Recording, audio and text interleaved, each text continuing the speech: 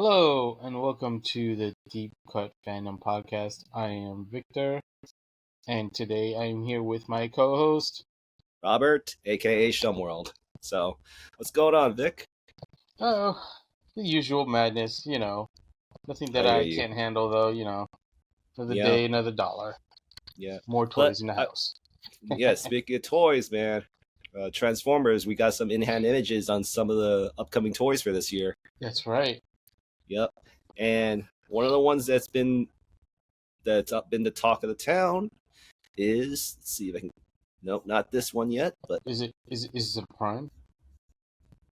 Yep, it is a Prime. Really? Hearts of Steel.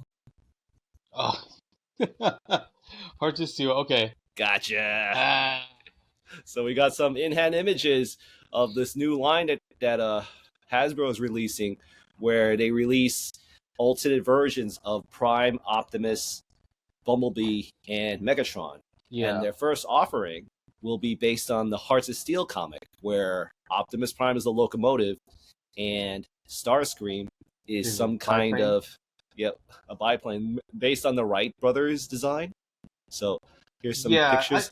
Honestly, I feel like this is something they should have done like 20 years ago when the comic came out. Yeah, way back when the thing was hot. Yeah. But at that time, I feel that Hasbro didn't recognize these comic creations and saw them as potential for toys at the moment, because I think they were so busy with all these other things. So, dude, they had to give the okay on the comic. I don't know why they just make the toys. I wish. That's the best answer I could say. But hey, brand better synergy. Late than never. That's what I'm gonna say. Brand synergy. I agree with you, but better late than never, I guess. I guess. But man, look at this Starscream. I like the fact that he's got he's got the propeller in his chest plate. Yeah. And these steampunk designs. He looks more like a bat. He's got like bat wings almost. Yeah. And that Optimus, man, that's a great Optimus looking. Yeah, looks good. Yeah. What are they, like deluxes? I believe they're deluxe size. Yeah, so, thereabouts. And so, if you remember, I remember during the time when the comic book came out, that a third party tried to create their interpretation of that Optimus Prime design. Yeah, they did a Bumblebee also. Yep, and I feel based on the pictures I saw of that third party version compared to this looks better. Great in my opinion. You think so? Okay. Yeah. So what are your thoughts, Vic? You getting them or what? I don't know. I mean, the way Hasbro keeps on pushing up prices, this may be a hard pill to swallow, especially if it's something that should have been out like 20 years ago. Oh yeah, but so here are my thoughts. Yeah, it's definitely deluxe size because that's a deluxe size Optimus. No, wait, that's like a Voyager. This is the upcoming video game edition of Optimus Prime, and he is a deluxe. So it's based on Devastation. Oh, okay. I thought it was just that Walmart repaint of the Earthrise Optimus, which is like a Voyager. Right. I hear you. But it's definitely not. So I see that now. There's the Prime you were thinking about. Yeah. Okay. So yeah, it's definitely a deluxe then. Like I said, I don't know. Money is tight, and I feel like this may be a case of too little, too late. Yeah, I hear you. Like I might have to start cutting back, but here's my reasoning on why I'm choosing to avoid them. Is I kind of want to see a black repaint of this train mode because I can't bring myself to see a red. Well, I mean, I know there are red trains, but it's just I kind of want to see this locomotive as black versus red. Yeah. As for Starscream, exactly. Yep, there you go. You know they're gonna make one. So. Probably. But yeah, if they do a Soundwave, then we can talk again about this. Right. What was Soundwave in the Hearts of Steel's line? See, that's Yeah. a great train mode, and that biplane, whatever you Yeah. call that. So, and my reasoning why I choose to avoid Starscream is that I'd rather have a Skywarp Yeah. repaint of this figure versus a Starscream. So, Right. But this comes as a 2-pack, doesn't it? yes, it does. Which means it's going to be like $50, $50-$60. 50 plus shipping and handling. Right. So, and I guess there's a shot of their upcoming Bumblebee. Okay. So, but yeah, it looks like it's going to be fun. Like, I encourage everyone who's interested to buy it to go for it. What's that blue and yellow guy? That blue and yellow guy? This is keep going. Yeah. This guy. It's punch counter punch displaying the box. Just for size scale purposes. Yeah, for size references. Yeah. So, okay, I gotcha. So yeah, again, whoever is interested to buy, I encourage you to look to purchase it. But as for me and Victor, we're gonna pass on this. Yeah, unless they do a Soundwave, like I said, then we'll talk. What was Soundwave in the Hearts of Steel line? I don't remember. Dude, that was like almost. Well, it wasn't almost 30 years ago, but it's like 20 years ago. How about this? Let's just check out what he would look like. Hearts of Steel. Yeah. Soundwave. Because I remember, out of all the Hearts of Steel guys, interesting. Did he not? That looks like fun. Yeah, can you make that bigger? Yeah, I'm trying to. Because like it's doing that thing where. How about that? It's a weirdo. It looks like a bullhorn of sorts. Oh, interesting. You're not seeing what I'm seeing. Let's see. No, because it's probably in a different tab. Right. Okay. Right. Oh, there you go. My mistake. It's because there. Oh, okay. It's a concept though. Did it not? It's interesting. Well, so was Prime. He never showed up in the comic book. He didn't? Are you sure? No, he didn't. I'm not gonna act like I vaguely remember the comic book, and one of the things was I think Bumblebee was front and center, and I think Astro Train was a part of it too. But a lot of them were mostly concept designs. Okay. So this is probably the closest we'll get for a Soundwave. Yeah, if we get it. Yes. But yeah, that's what we got so far. And we also got some, aside from that Hearts of Steel pack, we also got some in-hand images of the upcoming Devastator for Studio Series 86. And we got some in-hand images of Hook and Longhaul, the Commander 2-pack. Yeah. Which is these two figures right here. Yeah. Let's see. Yeah. Looks good. Yep. That box. I can't complain. I mean, it looks like Hook and was it Longhaul? Longhaul. Yeah. That's your torso. Yep, your torso bits. There's a bits. And your head. Yep. Your head should be included. I mean, it might be included, but you might be doing something where it's like hidden somewhere. I believe this is where the head is. So where? Right there, right around Hook's area. This little purple thing right here. You see me highlighting can't see your cursor. For some reason, it's not showing your cursor. Interesting. Well, you see Hook? He's got like that purple thing. I think that's where it's supposed to go, but I don't think it's there. I see a little bit of. You see that circle on top of the purple bit? I'm guessing that's where the articulation of the head is. Oh, okay. They might have used like a screw to connect it. So. Yeah. Okay. Yeah, I guess it is there then. Right. They need to find some way to make it look like this. That these figures are part of the combiner. Like it can't all be based on the parts alone. Yeah. Yes, we got that, and I think we kind of got a preview of what Devastator might look like. Yep. Well, I have to say this Longhaul I think looks better. than the Combiner Wars one. I mean, he's still kind of chunky, Definitely. but I think he looks Definitely. better than the Combiner Wars one. Yeah, like the one in Combiner Wars, he looks like a gorilla of sorts. Or he's like putting on a lot of weight. He's just chunky, yeah. Yeah, I dig this hook also. Yep, he's a great looking hook. And this is what we got a preview of so far. Yeah. So he pretty much just makes the majority of the torso and the lower thighs. Yeah. Looking great so far. Yeah. I know a lot of people are complaining about how big the backpack is, but I guess the guy who owns it, he's Devastator backpack? Yep, that's the Devastator backpack. aka Long Haul's yeah. wagon mode. Yeah, his legs in robot mode, yeah. Yep. It's looking good so far. Mm-hmm. And I saw instructions. Yep. You want to see the instructions just to see get an idea what go back to that one that you just turned away from. This one? Yeah. I guess they're showing instructions on how it combines. Oh, look at long. Interesting. I'm trying to see where. Okay, now I can see your cursor. Yeah. Interesting that this piece. If they show where hook the head comes out from, but I don't think I see it here.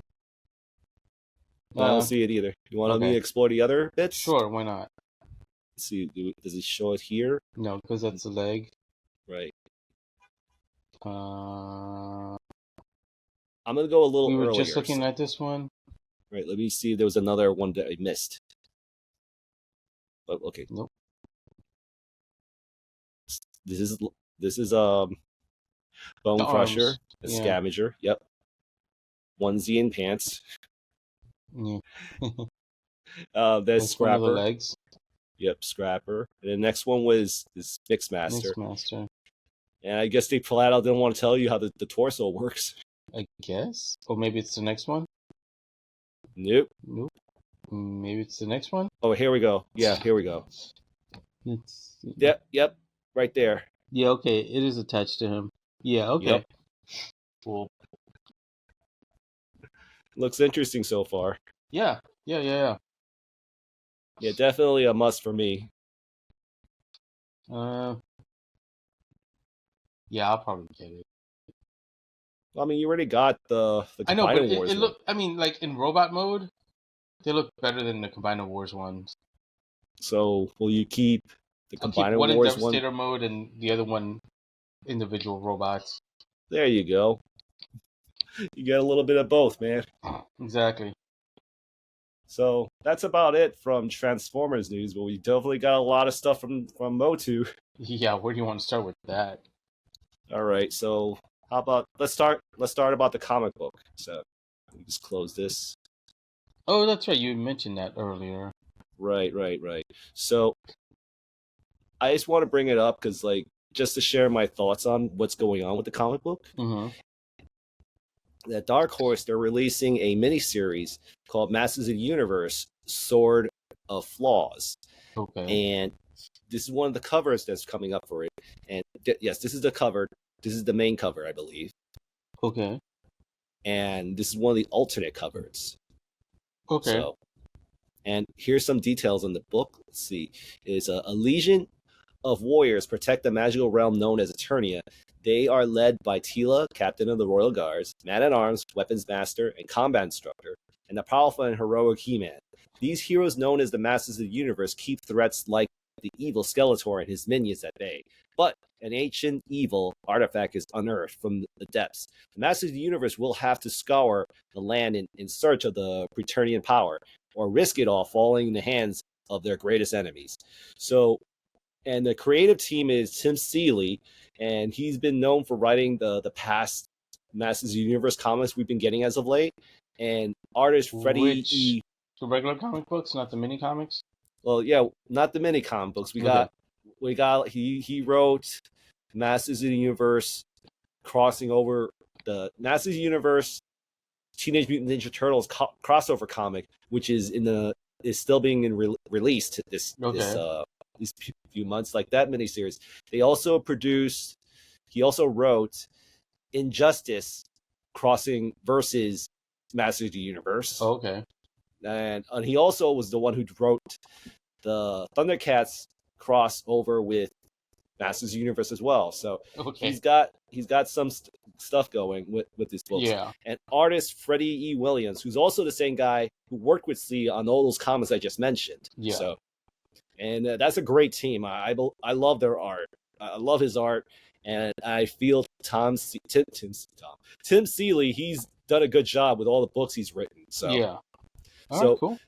yeah. So here's the reason why I want to bring this up is because as much as I like all the comic books we've been getting on Masters of the Universe as of late, the only thing I could point out about those books is that there's always seems to be like a gimmick involved in each of those books, and it seems to focus on everything along with Masters of the Universe.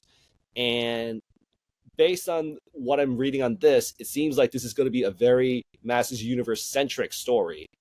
And I believe the reason why they're going for focusing on straight Masters of the Universe is because I think they're trying to what's the word? They're trying to like focus on marketing Masters of the Universe since the movie's coming up, instead of doing like these crossovers or like multiverse adventures and stuff. So I think this is going to be a story just to like focus on just Masters of the Universe. So Yeah. I mean, that kind of makes sense. Mm-hmm. Yeah, from a marketing perspective, right? Just in general. Yeah. Yeah. I love this cover, man. That's a pretty cool cover. Yep. Because I'm a big fan of the Snake Man and the Horde, so it's great that we got a cover like this. I might, if once this comic comes out, I might try to search for this cover over the other one. Yeah. Yeah, but, I might just order it. But yeah, overall, I'm excited for this. Yeah. I'm sorry? I said I might just get that. Like, I might get that from a store online. Yes. This cover. Mm-hmm. So, but yeah, overall, I'm excited for this book. So. Yeah, but that's cool. On the other thing, so anyways, I remember the last episode we talked about that they were going to release, Mattel was going to release a new toy, and you called it, dude. That's right, I did call it. We're getting Despara, and as of this recording, dun. As of this recording, pre-orders already went up on on Mattel Creations. Yep. So if you haven't gotten your Despara, what are you waiting for? Go get her. Yeah. The thing I love about it is that if you take a good look at that helmet, it's not a alternate head. It's an actual helmet. Yeah. That you can put on that head right there. Yeah, and it's funny, but like this crest around the Horde face. Yep. It kind of reminds me of like the toy headdress that she has. Like, I know it's not exactly the same because it has like little flames, but it's like it's kind of similar. It's like a dark version of it. Yeah. Yeah, and I didn't pick that up until you bringing that up, bringing it to my attention. Sort of like 40th anniversary of She-Ra logo, which is cool. Yep. Got this great art with the Pit Warden. Yep. From the Battle of Eternia 4-pack that we just recently got. Like, now, I just got mine. Let me ask you that, because I could see the Pit Warden, the Revenant, and the Skell Knight. But who's that dude underneath the Pit Warden? In this box art? Yeah. It can't be the Paladin. Or the champion. No, I don't know. Let's see. Let's zoom in a bit.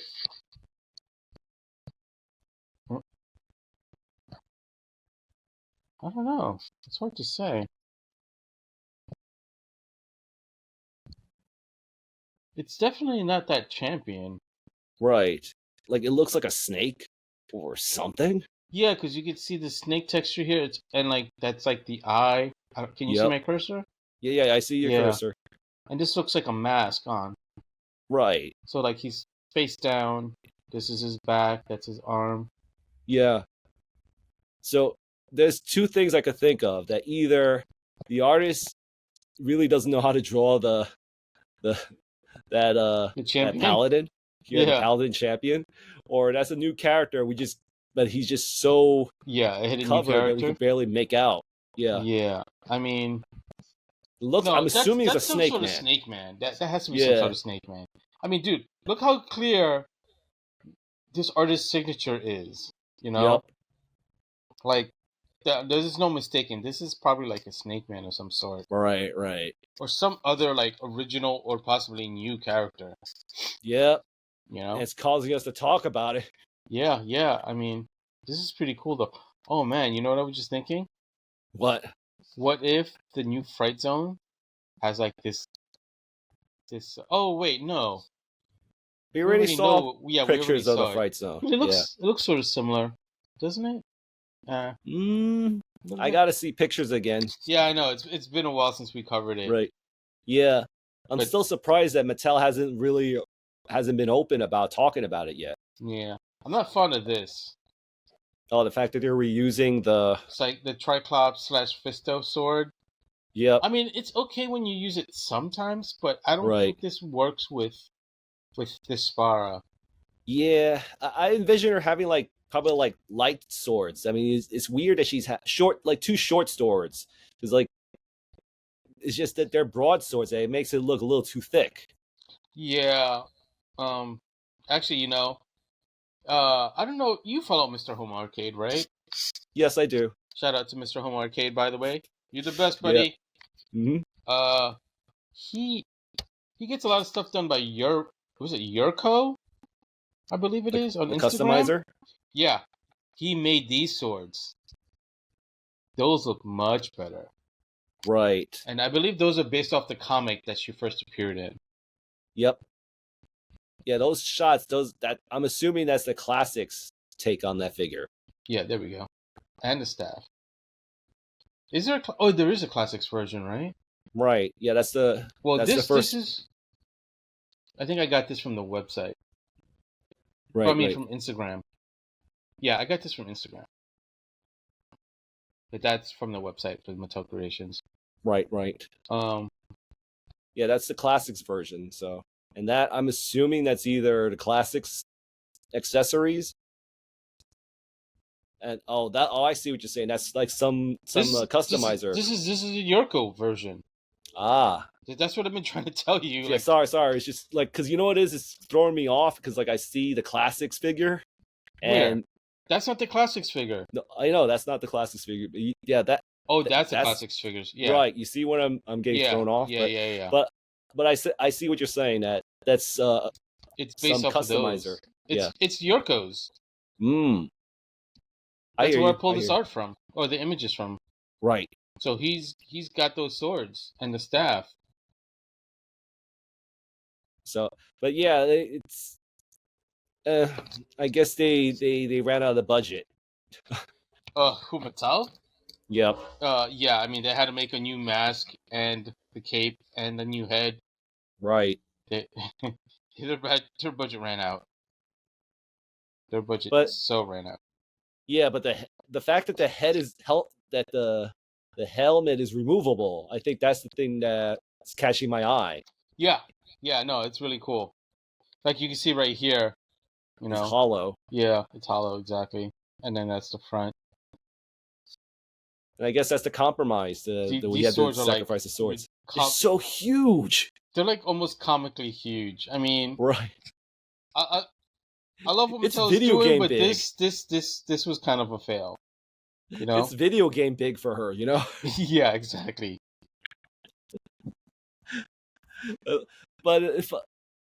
But based on those shots, I'm assuming that she can actually holster both of them. Yeah, I think so. Yeah. I just realized something. This is a textured. This is a plastic cape. Yeah. This is that same texture they use for the King Randor and Scareglow cape. Yep. Yeah, I see. It's all like checkered and stuff. Is checkered the right word? The crosshatch. I get what you're saying. Don't worry. I know what you mean. That right. looks pretty good though. Like I love this. I love the fact that they matched the classics version where it had like those little cuts on the side. On the cape. Yeah. Yes. Yeah, it's pretty cool. Yep. These swords. Next to Daddy. Look at that. Sweet ass packaging. Mm-hmm. I didn't think about that crest being like a dark interpretation of She-Ra's crest. Yeah, but it's more like the toy version as opposed to the cartoon version. Right. But It's a great figure, man. Yeah, it is, you know. I'm interested on how they're going to interpret her in the comic. Is she going to be like an alternate reality version meeting Despara? I have no idea. Yeah, like this version of Despara is from an alternate reality that's meeting a good version of She-Ra, or she's like or something to that effect. I have no idea. I'm just like, this looks cool. I have to get it. I ordered 2 of them. Yeah, one to keep Mitten box. Actually, one I'll probably give to my sister if she wants it. Otherwise, maybe I'll sell it. Maybe we'll hold a contest. I don't know. Yeah, she's a very wanted figure. That's we'll see. But yeah, so aside from Despara,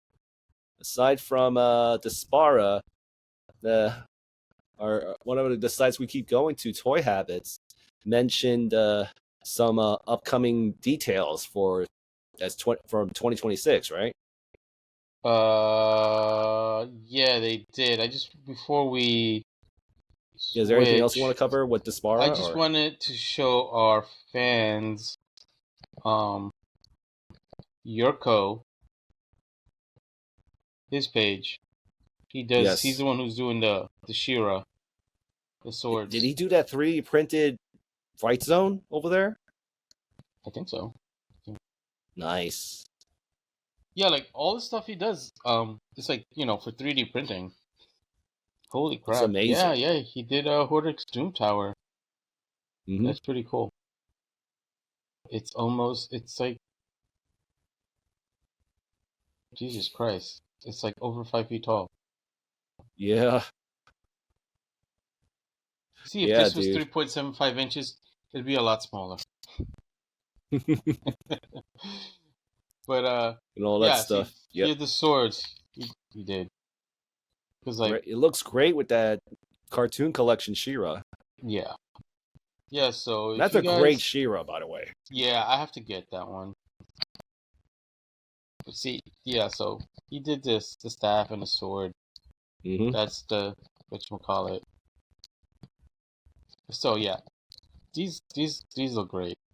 Yep. Go support Yerco if you can. Yep. You know, buy his 3D.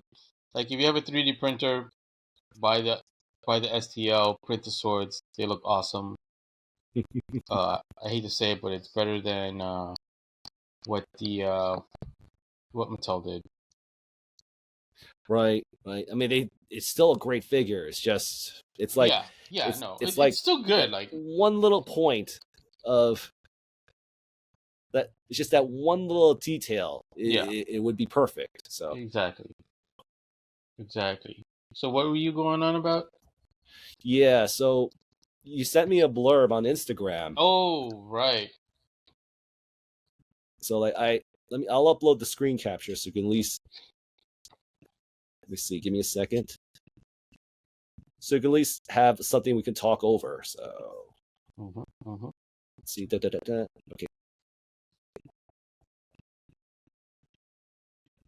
There. So. Yes. Is that full screen? Yeah. Yeah. Good enough. Okay. Good enough. Yeah. So yeah, it seems like according to Toy Habits' sources, MotU Origins is going to focus on 2000X. Yes. So it seems right here. Let's go through the details step by step. So MotU Origins will focus on 2000X versions in 2026, as revealed a couple of weeks ago. Yeah, we talked about this. Throughout the episodes, and we Triclops and who was the other one that we mentioned? Stratos. Yeah, Stratos.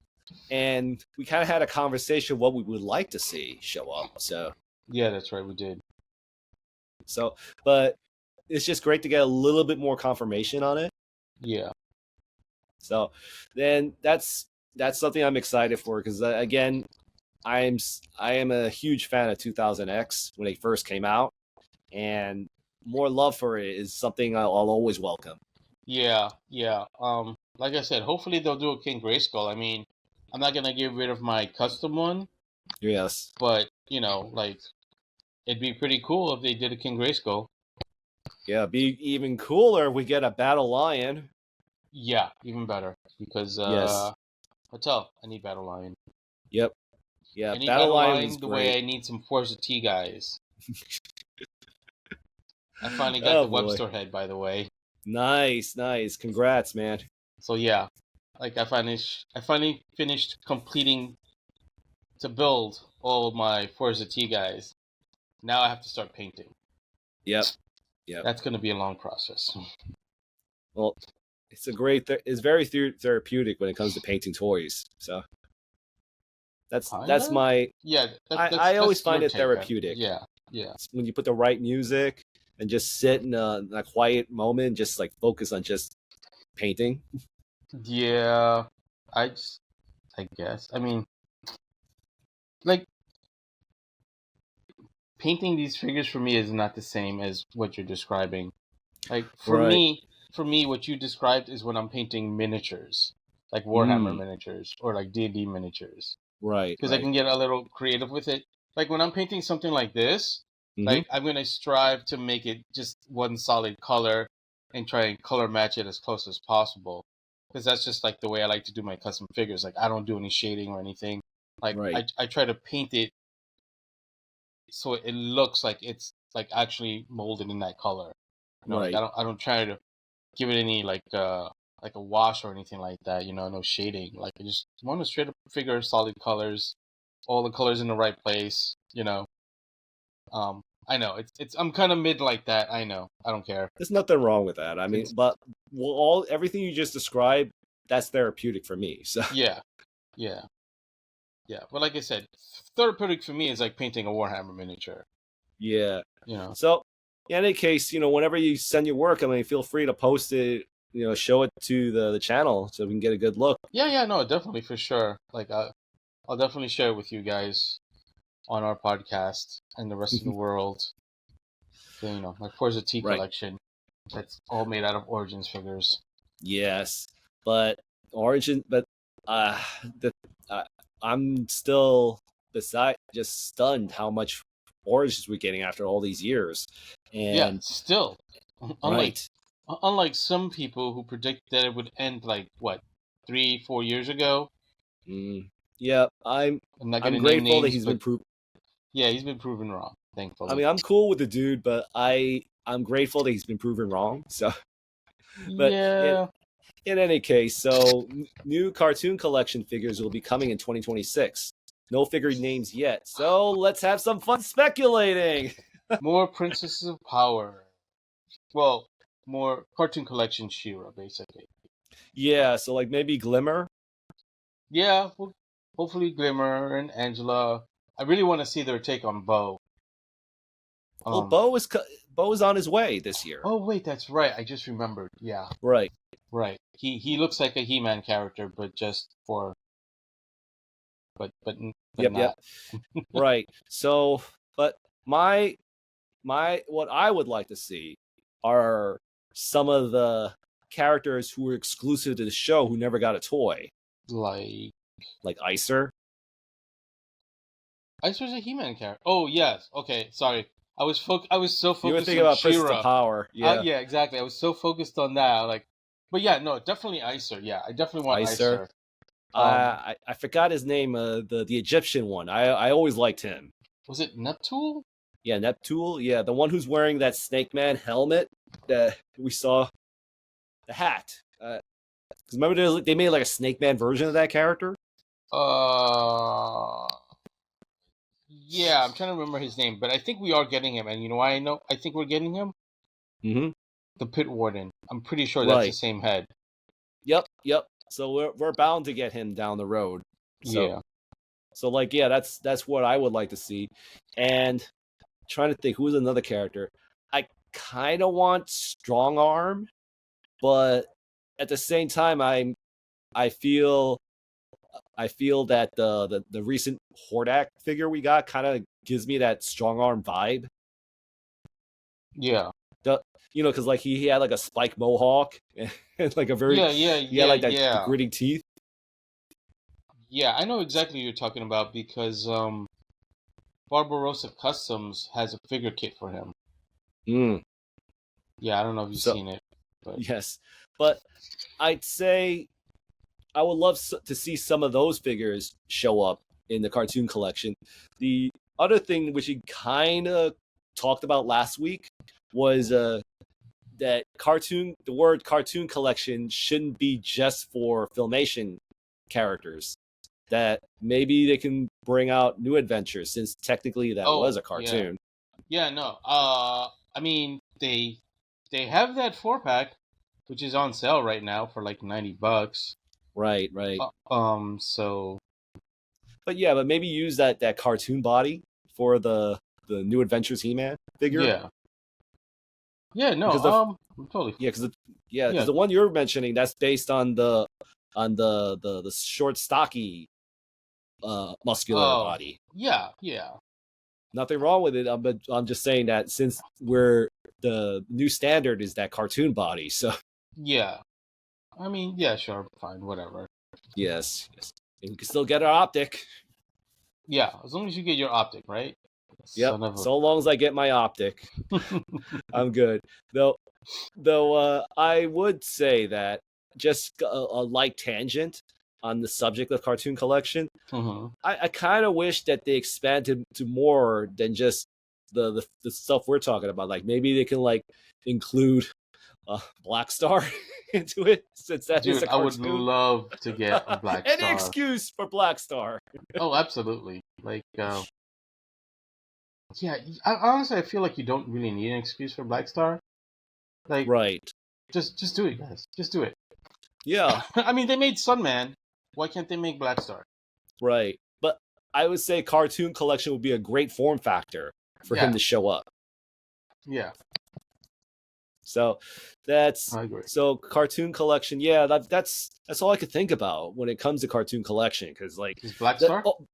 yeah, Black Star, the fig the un the you know the cartoon exclusive characters. Maybe expand it to new adventures because here's the thing that I'm wondering because whenever it comes to these annual lines, there always has to be a type of He-Man and a type of Skeletor in the line. Yeah, they always And try to. Yeah. right, so like my question, I wonder what kind of a He-Man and Skeletor we get from the cartoon collection for next year. That's a good question. Yeah, because like this year, like look, last year we got the actual cartoon collection He-Man and Skeletor. This year we had the invisible Skeletor and Faker that had a Wasn't that a normal Mattel He-Man. Creations exclusive? Well, the one I just mentioned, the Faker, or the invisible Skeletor. Invisible Skeletor. He is in the main line. Oh, okay. Yeah, I know what you're talking. Wait a Yeah, sec. I had yes, two of them confused. I know right. what you're talking about now. Okay, yeah, I'm good. Yes, you were thinking. I'm assuming you're thinking about the Crystal Skeletor, which was like white plastic. No, it was just clear plastic. I know. The Invisible Skeletor. I know which one it is. It's from it's a episode specific figure. Yeah, he has And like the it has like helmet and the the Orko cape. cloak. Yeah. Yep. Yeah. No, I was confusing it for like I'm pretty sure it was like a Mattel Creations clear version. Yep. Yeah, that's what I assume you were thinking. Yeah. So. Yeah. And but yeah, so the point I'm trying to make is like I'm wondering what Skeletors what's going to be the annual cartoon collection He-Man and Skeletor. And the only one I could think of is New Adventures. Dude, that would be great.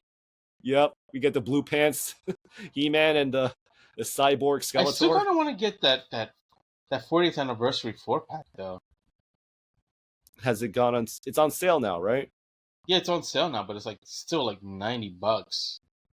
Well, that makes it how many figures is it? $22.50 each. It's 4 of them, which right, when you break it down, it's like $22.50 before shipping and tax.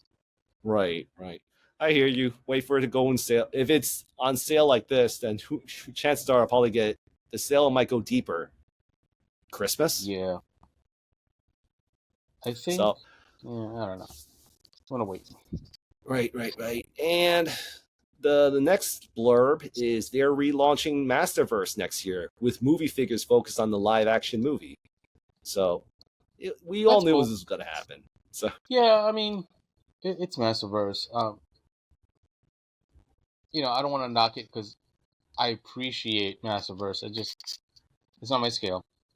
And if right. I do get them, I only get them just to make them into an Origins version of the said figures. So But funny you should mention that because it seems like we're not getting any toy. Not getting any 5.5 toys of the movie figures. I mean, well, based on this blurb, I should say. So maybe that might be the only way you can make 5.5 figures is by buying I mean, yeah, by the buying the Masterverse Masterverse. versions. Yeah, that's why, like I said, I'm not, I don't knock it because I do buy them to make customs. Right, Like right. my '87 movie. Aside from the head that's from Ramen Toys, shout out to Ramen Mm-hmm. Toys. Yep.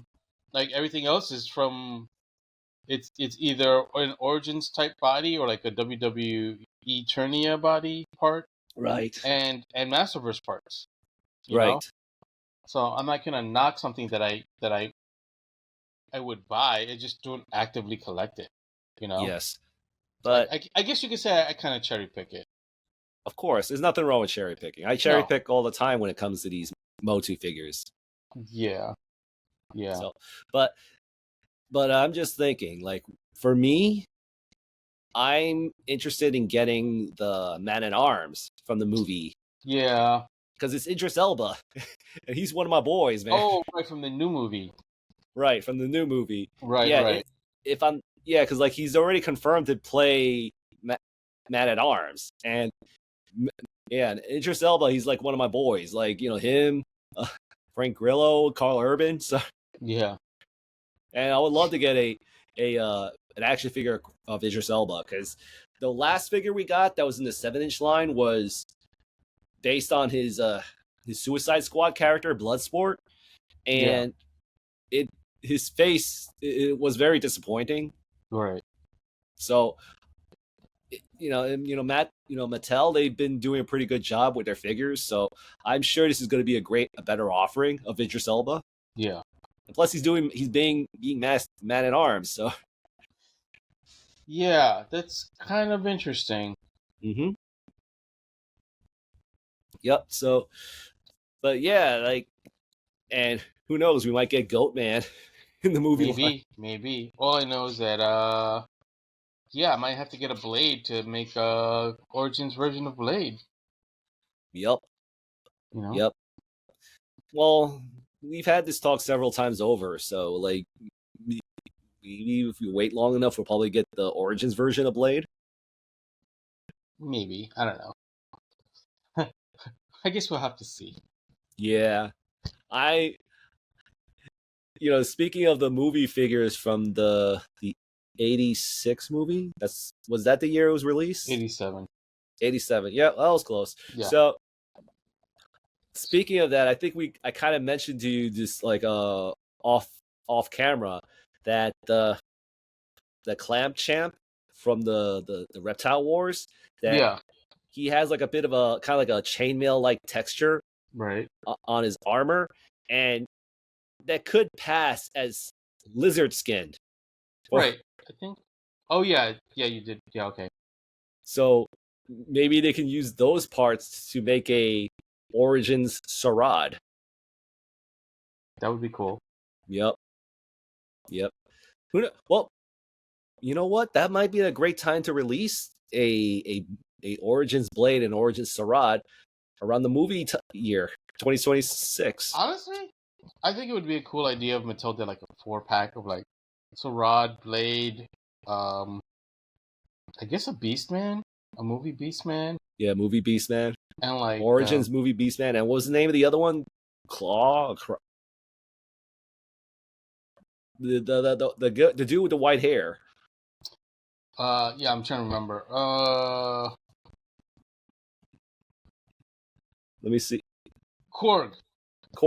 Yes. Yeah, actually, you know what? Scratch the Beastman. Leaving the Korg, right? Yeah, Blade, they were boys. Sarad.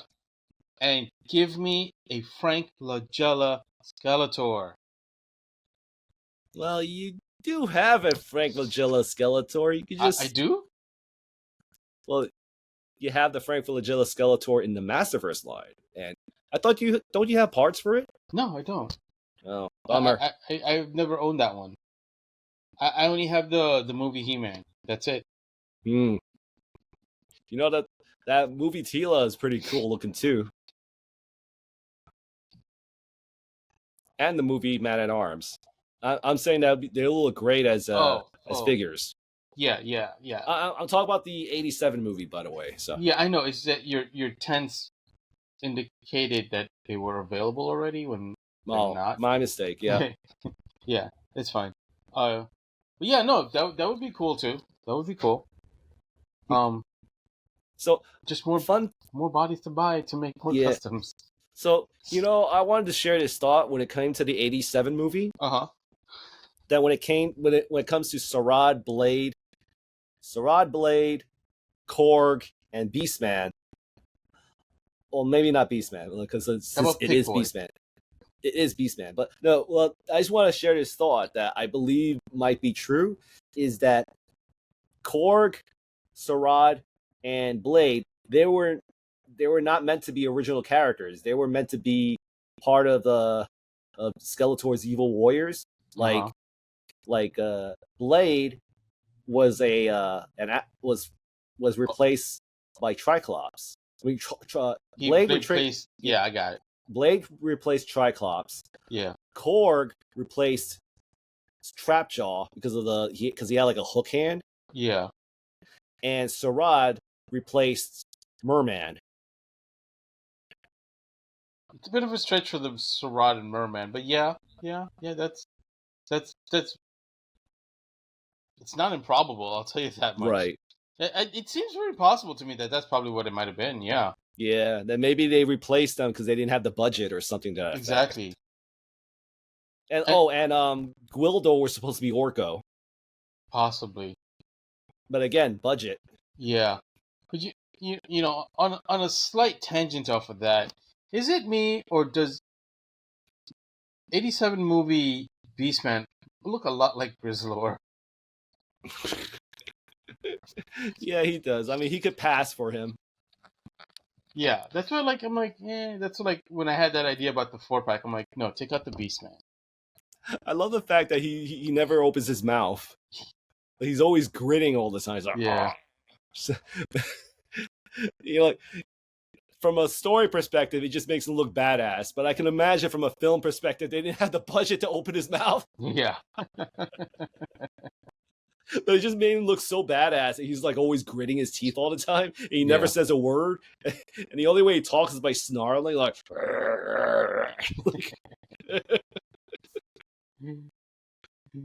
Oh man. Yeah, like I don't care what people say about that movie. It's a great movie in my opinion. It's the '87 movie. It's not. I don't think it's as bad as many people would make it seem to be. I mean, is it great? No, not really, because it's barely about He-Man, and he barely shows up in it. Yeah.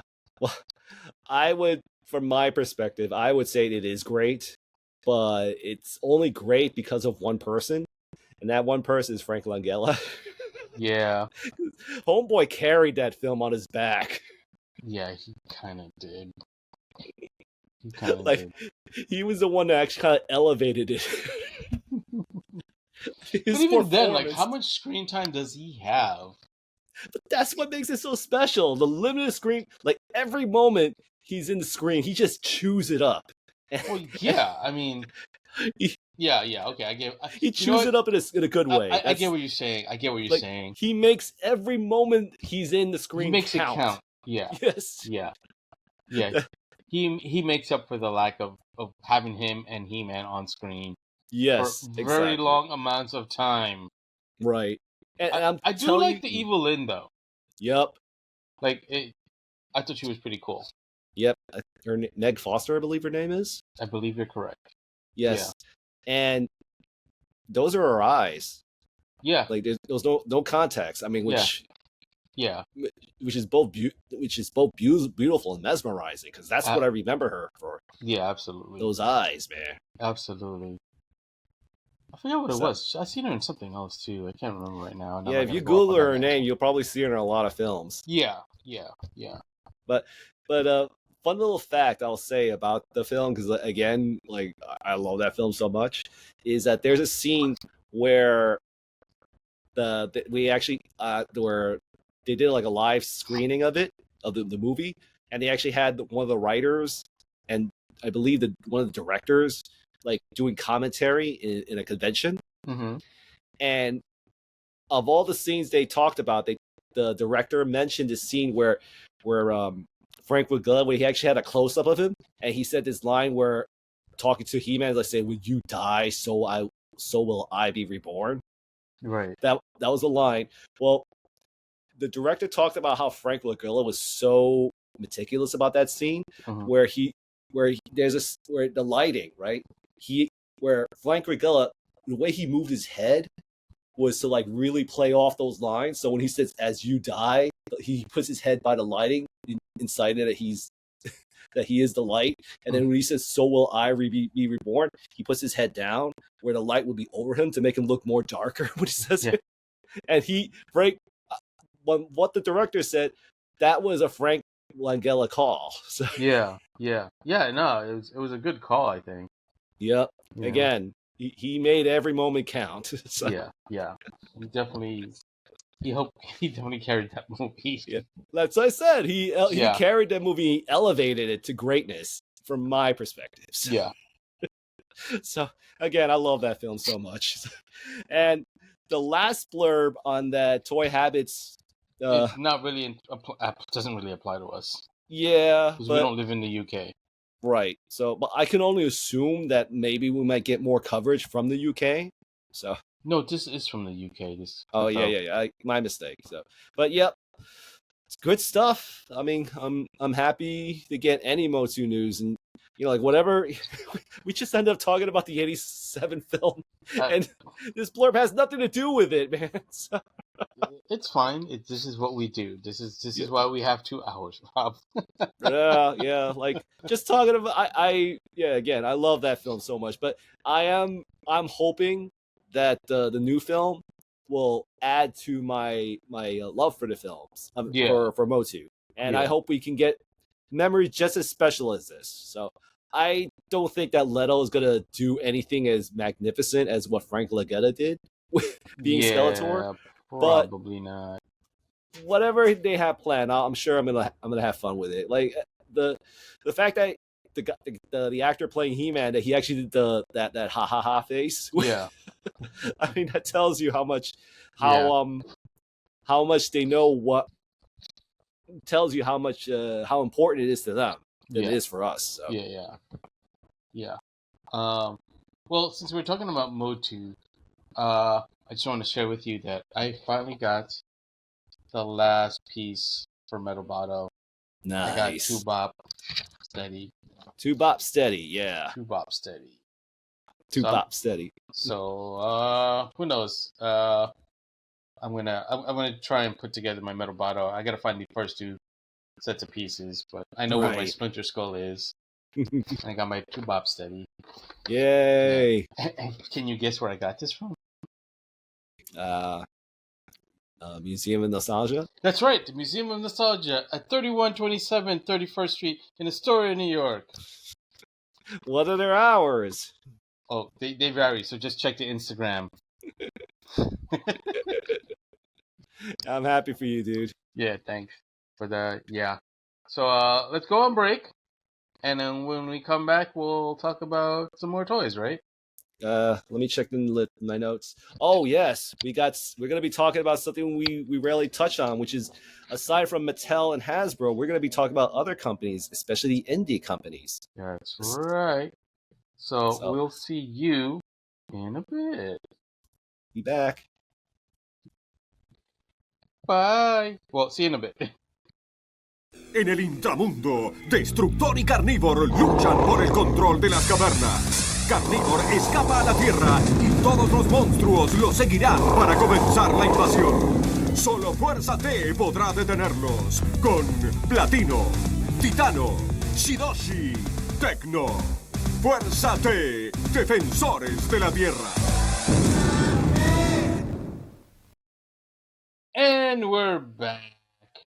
Welcome to the Deep Part Cut 2 Fandom Podcast Part 2 for May 25th, Yep. 2025. And we're going to start talking about some indie stuff Yeah. or some like non-major big company toys. Yeah, I think this is something I've been wanting to like take a moment to talk to you about, Vic, because like as much as I like the brands like Hasbro, Mattel, and stuff, but there's one thing I always feel is that they're not as experimental, or they're just not trying to do as many fun things with they're their definitely trying to stay with whatever they know, or at least they think they know sells. Right. So but I feel the indie scene is just taking off. Well, it's been taking off, but it's great to see what they're working on. And there's this company called let me see. Let me just check real quick. So there's this company called Realm Toys, and they're making their own brand of barbarians. And and one of the ones they're releasing, let's see. Oh, there you go. Is this realm called Brutal Realms, and this is one of their figures that they're releasing, and they got pictures of, which is, and this is one of those figures I'm just laughing because I thought I like the little references. So what does this remind you of? Oh, by the way, this is 6 points. This is a 6-inch figure line, 112. Yeah, 1/12 scale. Yes. Yeah. So this is kind of like one of the figures they're having fun with. So doesn't it look like somebody? Kind of reminds me of Darth Vader. Yep, you guessed it. This is kind of like their take on a barbarian Darth Vader. Okay. And yep. So like his name is Grimskull. Based on what the developers of this toy, they said this is kind of like an amalgamation of Vader and Skeletor. So and I love the fact that he has a yes, and I love the fact that he has a normal sheath. But if you want to like have like a special effect, you can add that for his sword to like imply the whole. It's like a lightsaber. Yep, kind of the lightsaber thing. So his name is General Grimskull, and that's his old origin and stuff. So yeah. So as a graphic designer, I gotta say that bio looks terrible. They should have made the text in white. Yeah. Yeah. Why they wanted to do it in the red? But if they're gonna do it in red, they should have made the background lighter or darker. No, probably darker, but either way, not that gray because it gets lost. Yeah, especially it's terrible. But all in all, but the figures are great. So yes, this figure looks great. Yeah, I'm tempted. I'll say it's just I don't know how it will work with my 5.5 figures. Like because he's 6-inch, so he'll just look like he'll just tower over them. So, dude, Cartoon Collection is really 1/12 scale because they don't have that bent knee look to them. Right. Even Origins is like it really is just a 6-inch line, but we call it 5.5 because they didn't have the extra articulation back then. Oh yeah, I get it. You make a good point. It could fit. It kind of could, but kind of not, because like I do have some 6-inch figures, and they kind of tower over some of my Origins figures, even the Cartoon Collection figures. So, well, yeah, but it's also still Cartoon Collection is a little bit different than 5.5. Yeah. Anyway, but all in all, that's one of the figures. And I just want to give you a brief look at the line itself, because like they got all these other smaller figures, like the Bigfoot, the Wolfman. Interesting. Yep, the Amazons, and here's another figure that's like, huh. Oh, geez. I wonder what that could kind of be an homage to. Yeah. Help me out here, Rob. I have no idea what this is. I mean, it could be a lion, it could be a barbarian, it could be a cat, it could be a thunder god. I don't know. Like I could see some Eye of the Omen kind of type of character. Yeah, something like that. I don't Yeah. know. So, but yeah, like I just feel these guys are having fun. So like, I love Yeah. that I love this figure. Like, look at this dude, Wow. the axe and skull hair and everything. So Yeah. Yeah. That's so pretty again, cool. yep. So again, this is Brutal Realms. I just want to showcase like their most recent offering was this dude. So Grimskull. Yeah. So it's just for me, I'm having fun with this concept. So that's one company.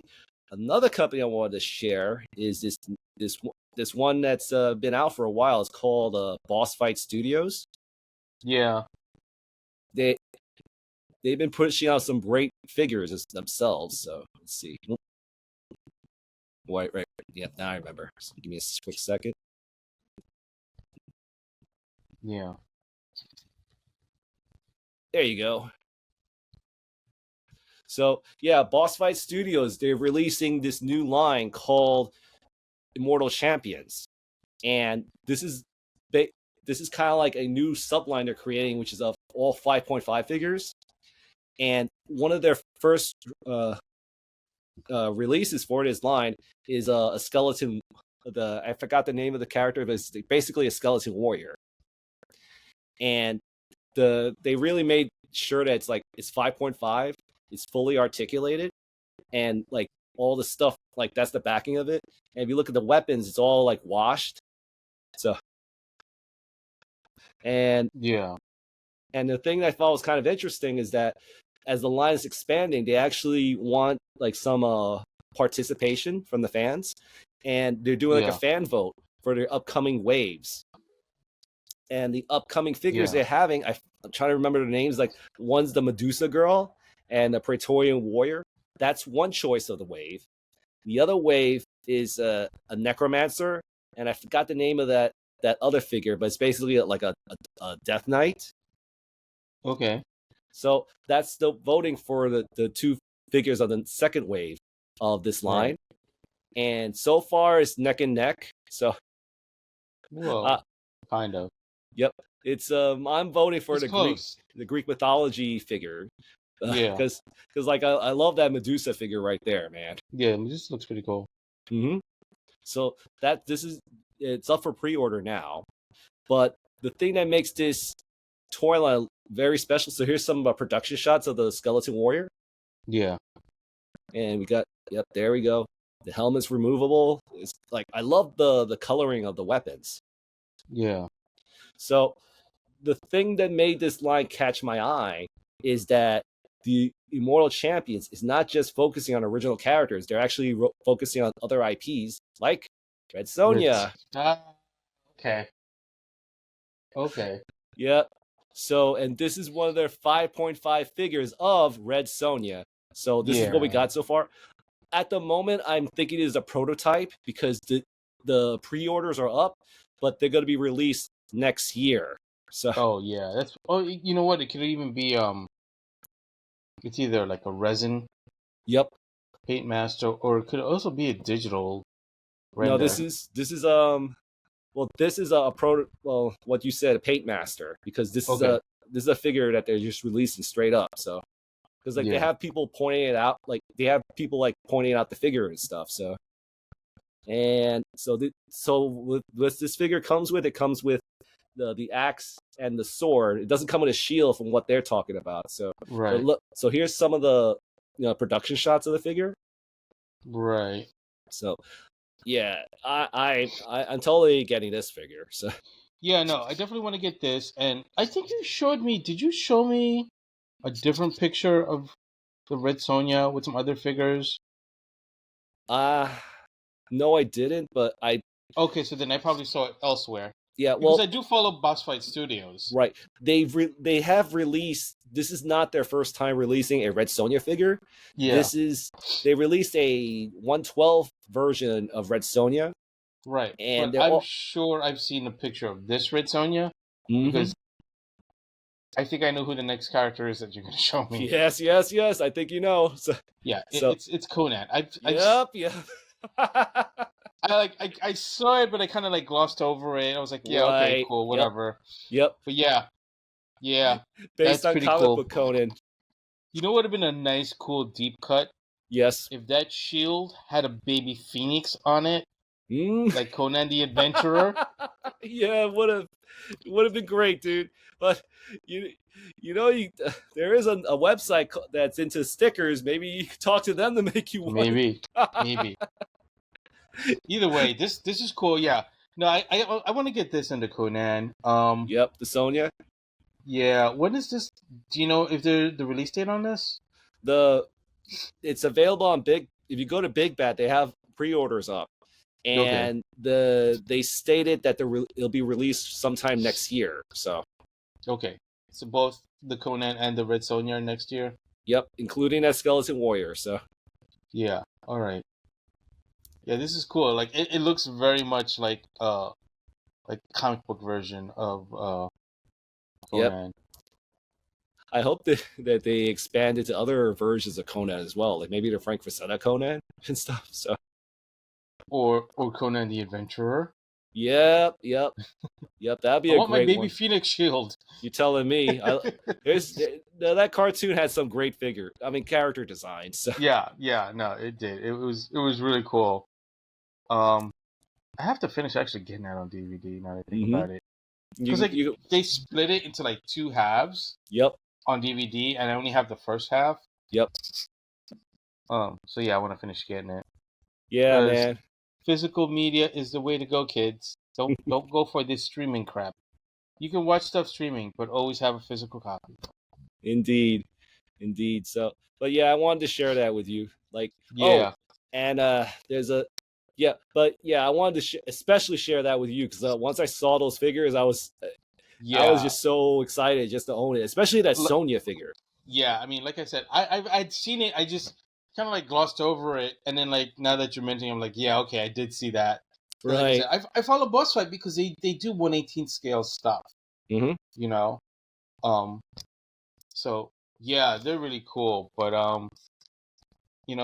speaking of indie creators, these guys aren't really indie. Because they're in stores, but there's a new Superman line that is set to come out. Ooh. And thanks to the Spin Masters group on Facebook, we're getting pictures of the retro collection, Superman the movie figures.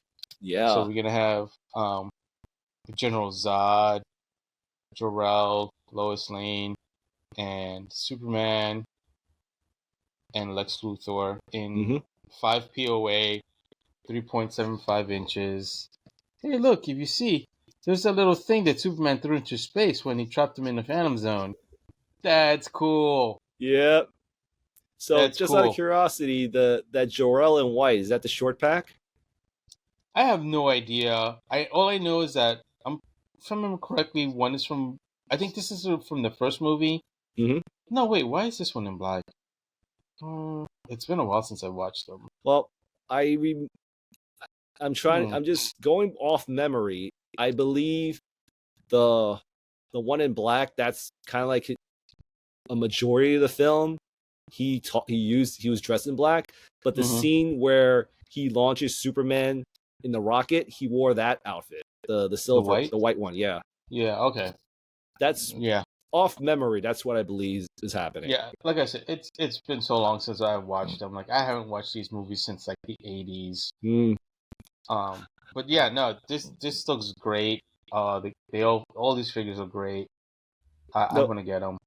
These are. So speaking cool. of the movie, I will say that I actually watched the clip of Lois Lane interviewing Superman, and I watch that once in a while, and it's a great scene. From this movie? Yeah, from this movie where Lois Lane, dressed in this blue dress, was interviewing Superman, and then they had that scene where she was smoking, and Superman uses X-ray vision to say, "Oh, you're not gonna get lung cancer yet," and she automatically stopped.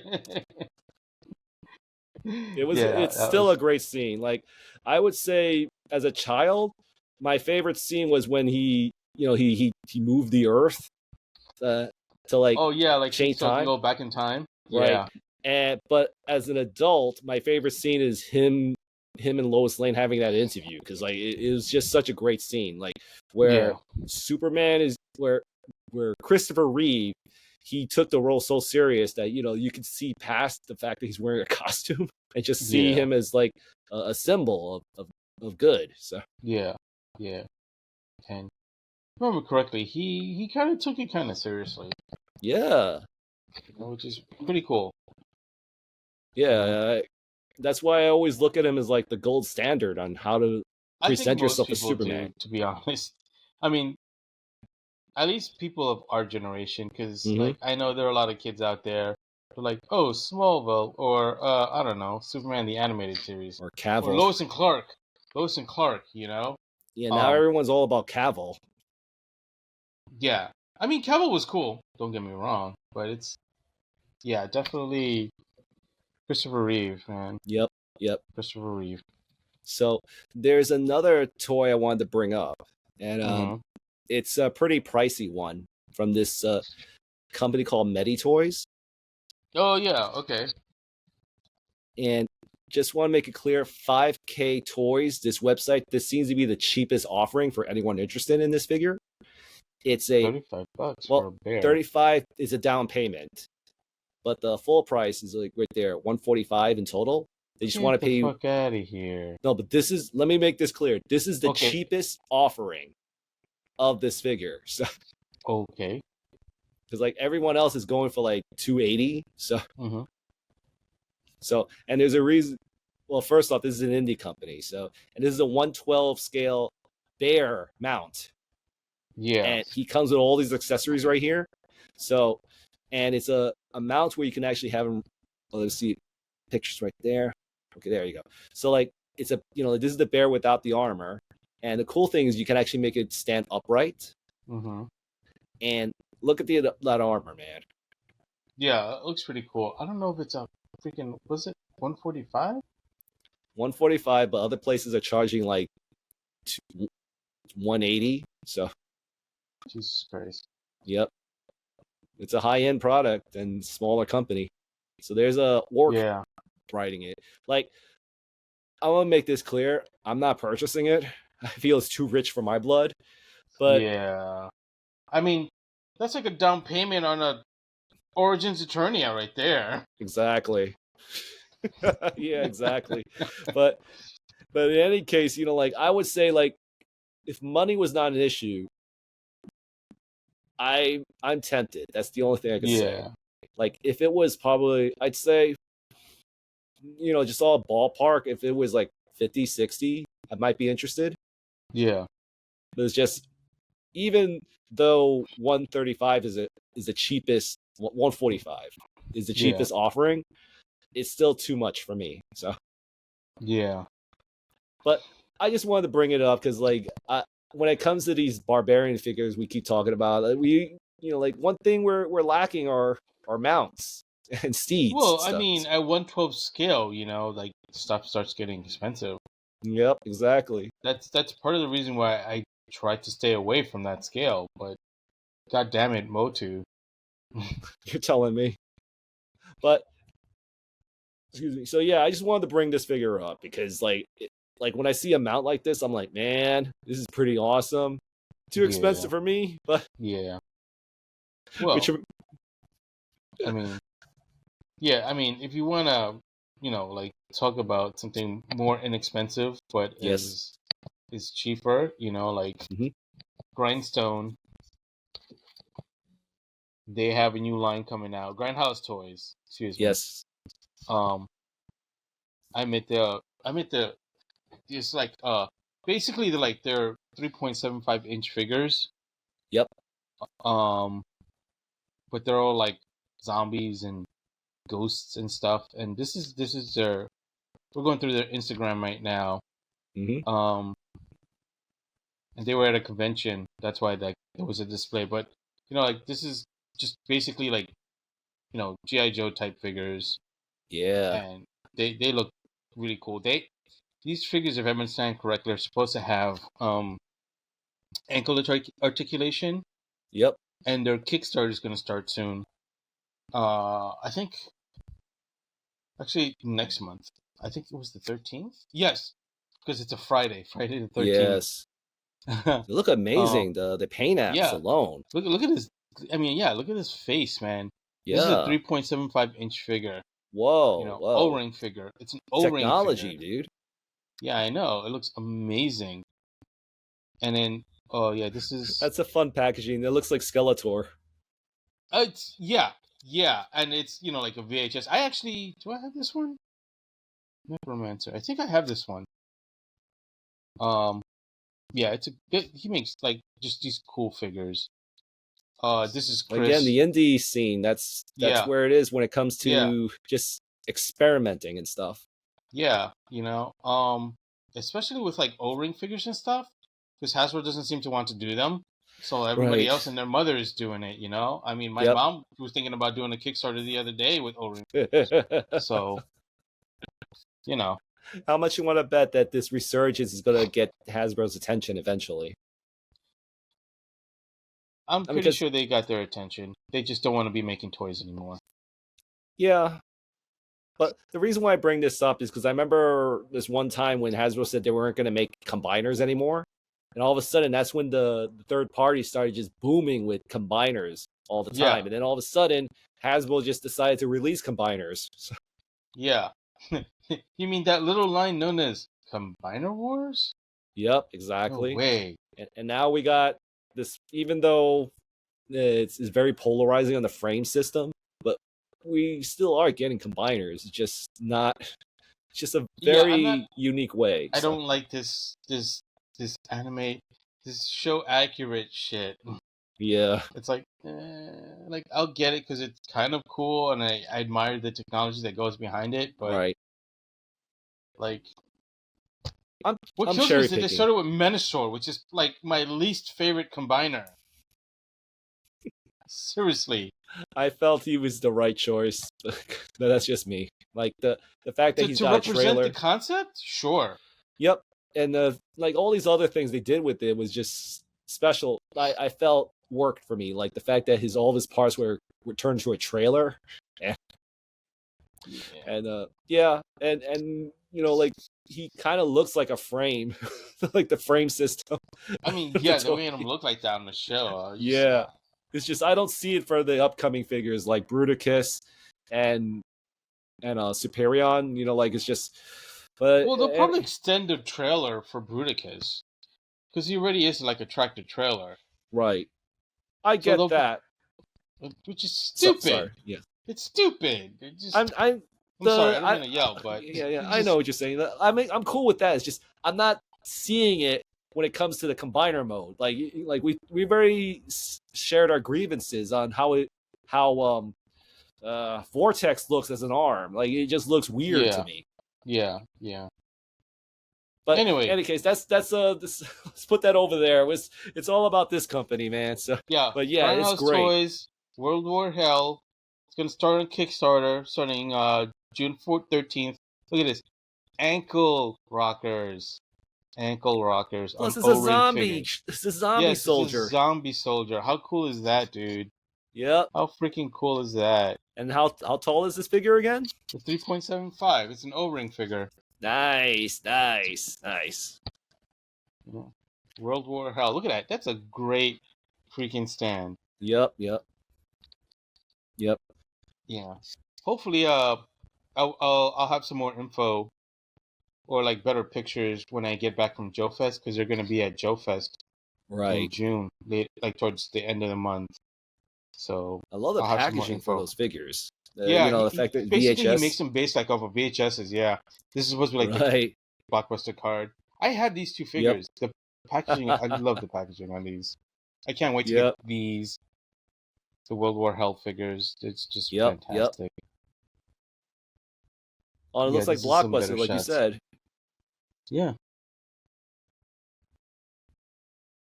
So yeah, the indie scene is picking up, man. I mean, it's been picking up. It's nice to talk about them from time to time.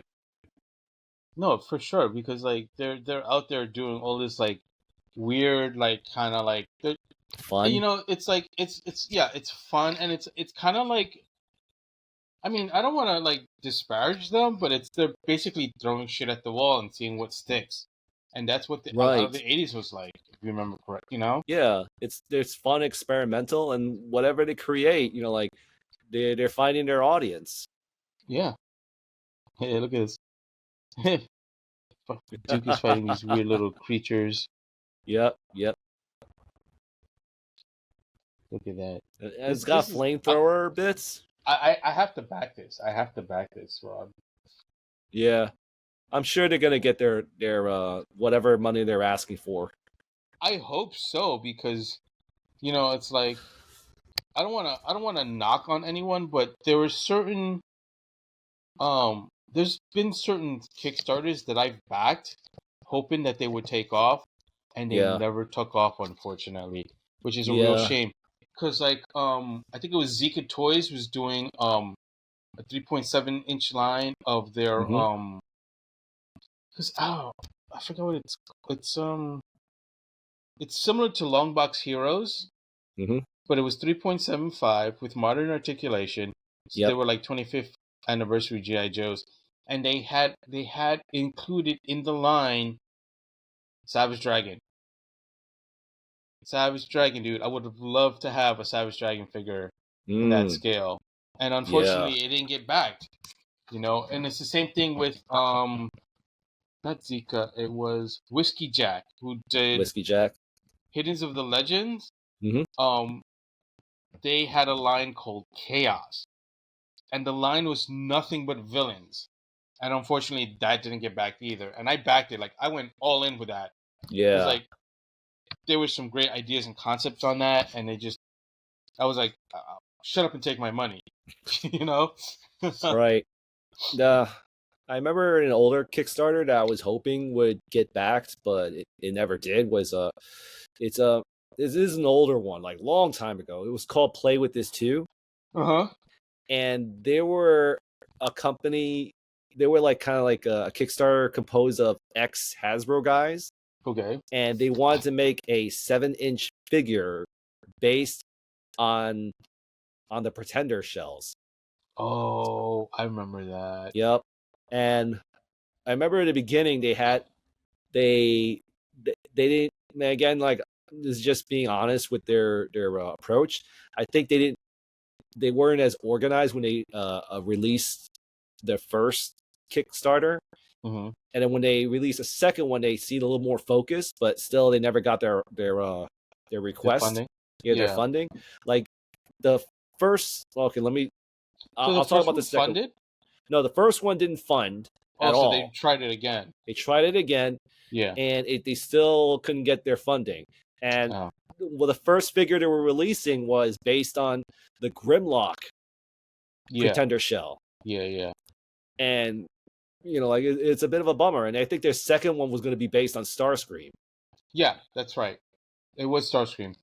Yep. Because I'm pretty sure it's Starscream because I remember seeing Starscream. Yep. But I thought it was the first one. But you're probably right. Yeah. The first one, I think they were like, I don't know, right where I think they were just pushing to the moon. Yeah. Like their first one, they were going to release they were going to try to release a variation of, damn, I can't believe I forgot his name, Skullgrin.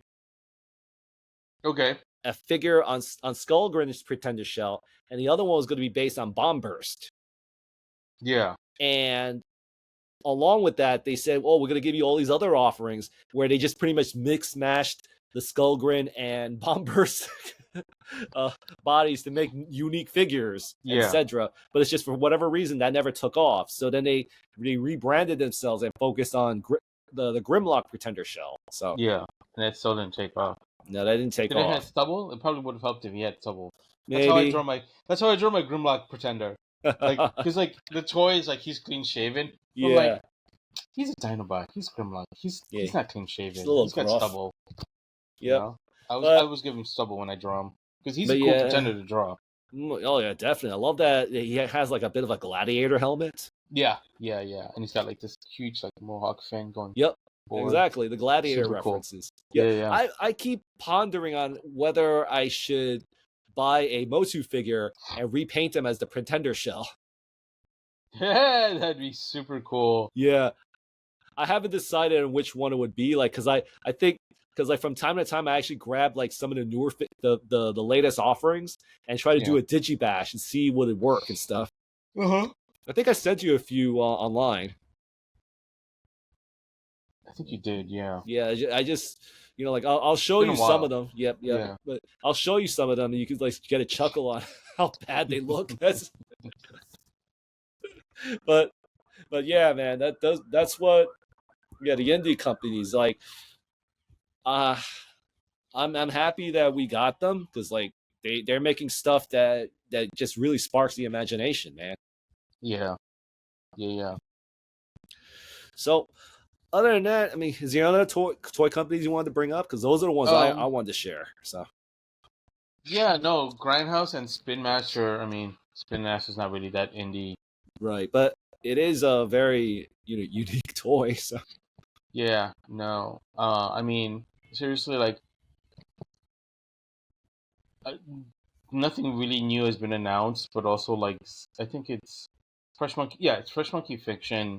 yep. Like, go support their stuff. They do great stuff.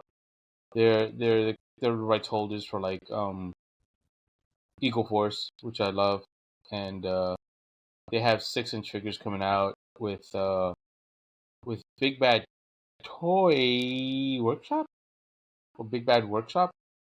You have a website, so just for a point of reference. Sorry for putting you on the spot. So. No, it's okay. Here, I'll pull up the Fresh Monkey Fiction Instagram because Instagram's always good. Yep. Yeah.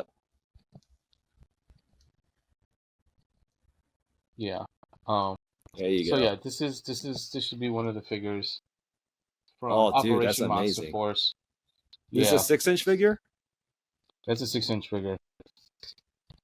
Pretty cool, right?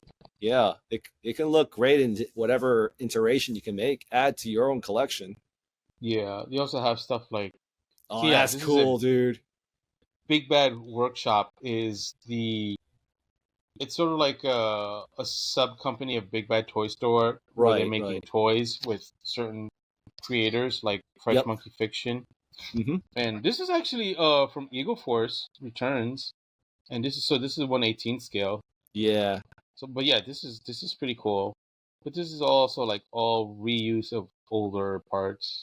Mm-hmm. Not that there's anything wrong with that. Don't get me wrong. Of course. They got to make their money back. Yeah, but this is pretty cool. I don't know how to give them a like on my desktop. On my there laptop, you go. But give it a like to like. Yeah. And while you're at it, give us a like, share, subscribe. Yes. Again, like when it comes to this channel, like I'm always looking forward to like gathering all this information just to sit and just chill and have fun talking about this stuff. This is actually all older Eagle Force stuff. Yeah, that's 1/18 I love that scale. bubble helmet. Yeah, they went through with like that kind of like that retro Flash Gordon type helmet, which is pretty cool. Yep. You have like this sea creature here. Oh, that sea creature, dude. That they do. Yep.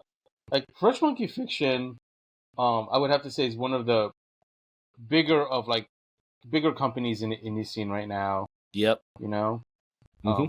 And they have such cool stuff. Oh, that's cool, dude. Yeah. It passes a ninja and stuff. So. Yeah. Oh, that's a good one looking too. Yeah. Love the bow. Yeah, I think that's new because I haven't seen that before. Right. Or that's a crossbow, but this is pretty cool too. Yep. And that rifle over there. Yeah, that looks like it's like a sniper rifle sort of thing. Yep. That's pretty cool. Art for Fresh. I'm guessing they're doing some horror characters too. That's Operation Monster Force. Yeah. Oh, right. It's like one of the descendants of Van Helsing. It's teaming up with Dracula to take down this guy. Was it the Phantom? Some Egyptian dude? Yeah.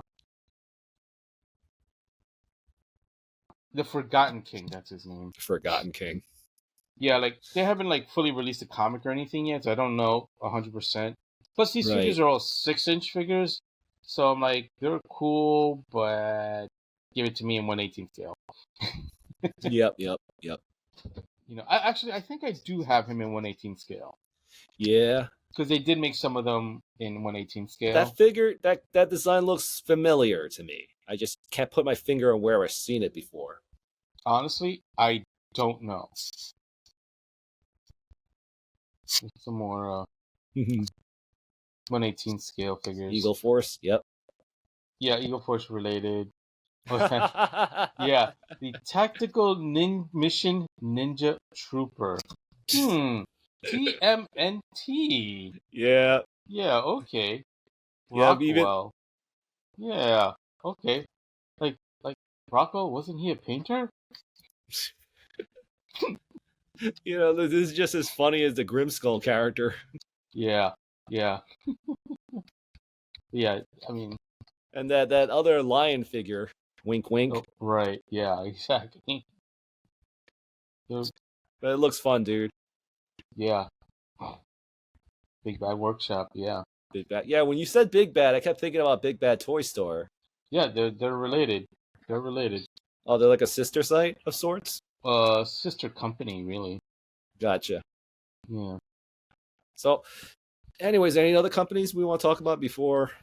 Not off the top of my head. Not that anyone has anything active at the moment, unfortunately. Yes, but again, good stuff coming all around these companies, so.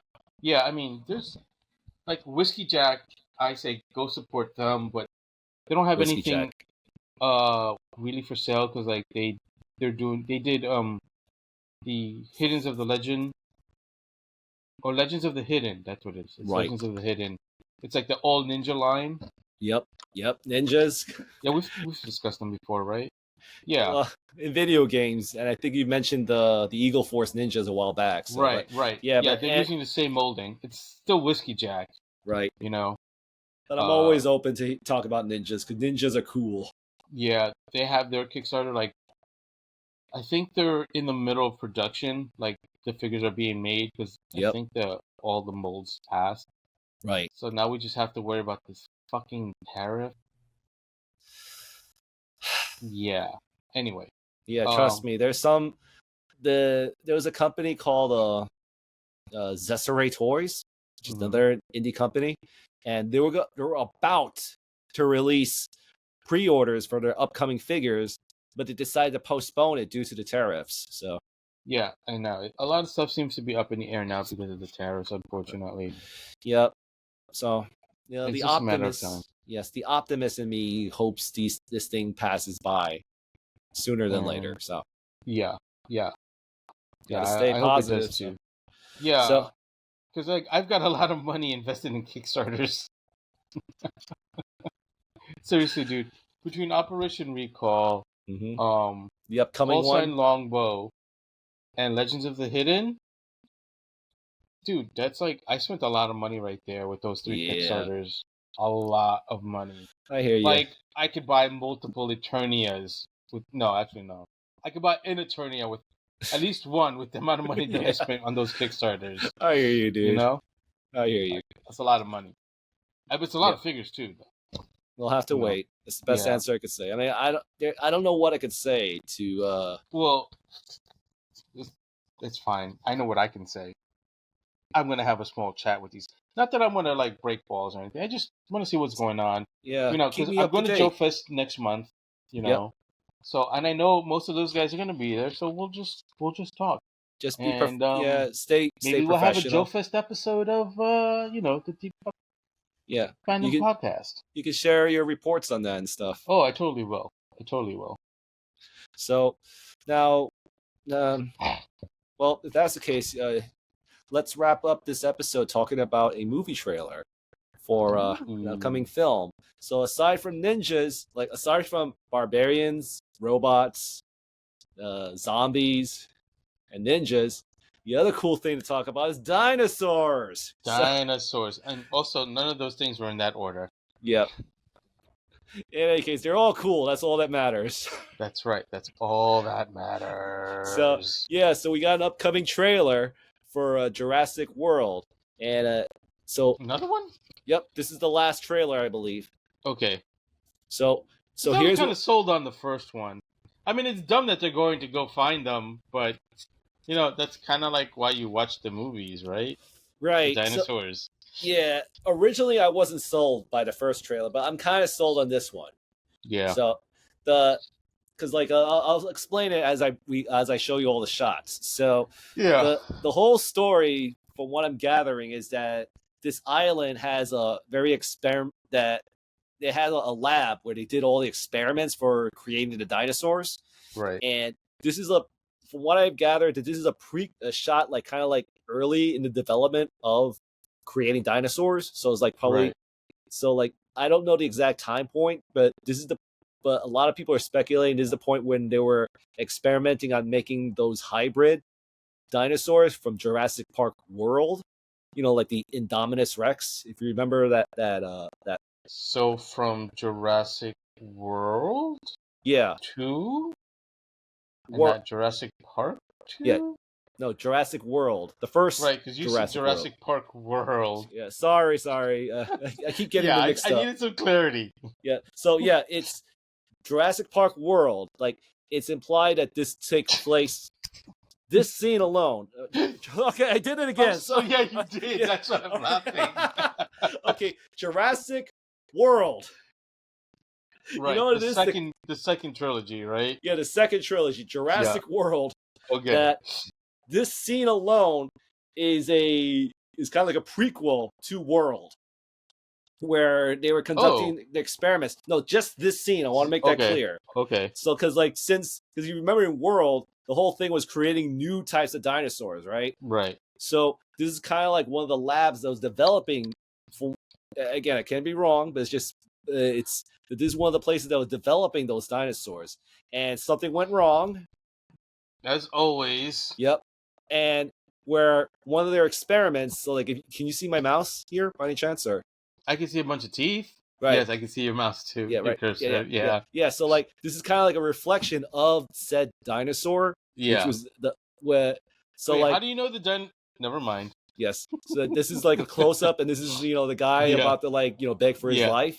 So, and from what I've gathered, that this expedition, and this is the team composed of Scarlett Johansson's character and this guy. This dude is definitely the villain of the group. So yeah, he's got like the way his shirt is cut, the way he it hangs off of him, and just the fact that he's dressed in a nice shirt like that screams villain.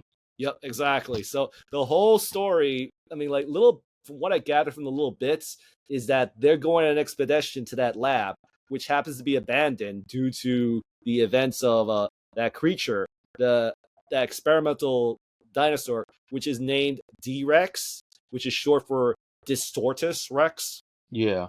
So this is like the company, the lab, where I'm assuming that the Distortus Rex broke down.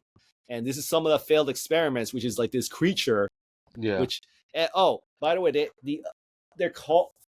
I don't know all the details, but either there's two types of dinosaurs they're creating that are exclusive to this movie, which are the experimental creatures. They're called Mutodons. Okay. And one of them is Distortus Rex, and then this is the other one. I think they call this one the Mutodon. So very creative name, by the way. So yeah. So here's something that caught. That looks like a T-Rex. Yep, that's definitely a T-Rex. So this is the scene that kind of caught my attention, which is just this scene alone just makes me feel uncomfortable, and because just seeing the rat with the family in the raft, and then and then you see the T-Rex trying to get to them with the water slowing them down, and from what I gathered, that this is a very famous scene from the original story written book of Jurassic Park. When it was called Jurassic Park, I want to make that clear. Yeah, no, because it's based off a book. Yeah. So this is a scene directly coming from the book. So and a lot of people I'm hearing that they're excited for this scene alone. And dude, this is just scary. Just seeing the T-Rex trying to kill him in the water and stuff. So, yeah. So, and this is the scene that caused me just makes my skin crawl, because the bit right here is that the raft flipped over. Right. And the T-Rex trying to get into it, and underneath the wraps, like someone's hiding underneath it. So like that's I imagine that this scene is gonna like get everyone interested in the film. So yeah, it looks like it's a very intense moment too. Yep, agreed. So now this is a shot. I picked this shot out because this is kind of reminds me of other famous monster movies where the team is like in the edge of the island, and then all of a sudden they hear like a roar over the mountains and stuff. So right. And in this scene is the T-Rex doing the a roar, and everyone's like, "What's going on?" So again, I love dinosaurs, so seeing shots like this really gets me excited. So this is like kind of like a herd of correct me if I'm wrong, the name of this dinosaur is a Titanosaurus. I think that's the name. Correct. Right. Which kind of keeps throwing me off because there's a Godzilla movie called Terror of Mechagodzilla. Yeah, the kaiju. Yep. And then they had one called Titanosaurus. So yeah, and he's kind of a weirdo in was it Monster Island Buddies? Yep. Yeah, that's right. That's another goofball right there. But go follow Monster Island Buddies, by the way. Yes, guys. Yeah, exactly. Shout out to Monster Island Buddies. But yes, again, Titanosaurs. Did I just hear one? Yep, that's pretty much one. So, but yeah, like they're showing also Titanosaurs, and I love shots like this because, like, again, like these type of shots just show like how massive these creatures are. So and there's another shot where you have a mountain and there's a pterodactyl, I think. So or pterodon. I don't know. Yeah, pterodon it's or whatever. Flying one. It has wings. Right. So again, now this is I picked this shot out because like I feel this is kind of giving us an idea of what they want this movie to be, which is a sense of adventure and stuff. Yeah. So, and they're kind of like scrolling down here to like this mountaintop where, to find something here. Yeah. And now this is a shot that kind of cracked me up. So I'm paraphrasing here, and I don't remember the full details, but I'm just going to give you what the line was supposed to mean. He's extracting some DNA on that egg. Right. And he's saying something along the lines of, this DNA will change the world. So it's like, so like, I feel like they're trying to almost like say like, dude, the stuff I got here, it's going to cure cancer. Like, he didn't say that, but it's just, it's implying that, dude, he's like saying, this is, whatever's in this egg will save lives and stuff. So I don't know. There's something like that just cracks me up. So yeah. So, and I like the fact that this is like a bit of a temple of sorts, based on those statues. So yeah, that's interesting. Right. Now, the thing is, they kind of explain what's happening because, like, since there's an egg, there's a mother. So yeah, exactly. So, and I think the name of this dinosaur is I might butcher. Quetzalcoatl. Quetzalcoatlus, I think it's called. Quaddle. There's an L at the end. Quetzalcoatl. Oh, yeah. Okay. Quetzalcoatl. More or less it. Yes. Yeah, I don't get it 100% right also. Right. But I'm pretty sure that's pretty close. Yeah, because I hear people call that Quetzalcoatlus. So could be a different type. Right. But the thing is, like, I don't know about you, but this dinosaur, he's slowly becoming one of my favorites. And the reason why is that he vaguely looks like a pelican to me. Yeah. Kind of like without the long mouth. So, yeah. But that's the long mouth with the pouch. Yeah, the pouch mouth, whatever you call it. And the thing is, the reason why I'm bringing it up because like the pelican, he's like one of my personal favorite animals. So really, just for the sheer weirdness of his design. So that explains so much. Okay. Yeah, sure, exactly. So, anyways, this shot that caught me. I hope he gets eaten. Yep. But the thing is, like, if you notice, there's a gun, and I don't know the rating of this film, but the fact that they're showing stuff like this tells me that this film might be a little bolder with what they're doing. So, I mean, it could be a PG-13. I don't think they're gonna make it an R. Of course not, but still, the fact that you see a dead body just still says something. So yeah. So, anyways, so this shot, I don't know, man. Like this is kind of the shots that kind of like makes me a little concerned because like Mhm. that they're trying to like really commercialize with focusing on kids and this cutesy stuff in this film. Having like a baby triceratops or whatever the name of this dino is. So I'm hoping that this thing is a little toned down. Like they make this like too cartoony. Like that's the term I meant to say. Like I felt like this showing his baby dino makes that this might be an implication the movie might be a little cartoony.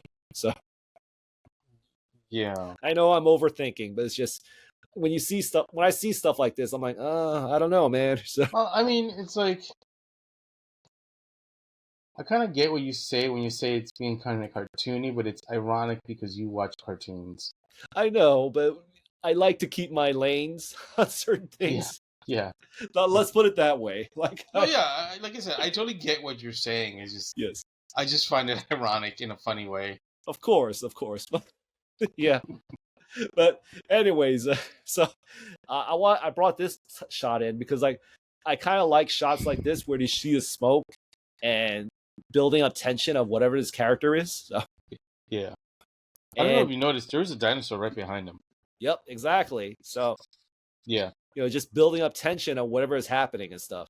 So and we kind of get like a kind of like a teaser of the new dinosaur that's being revealed in this film.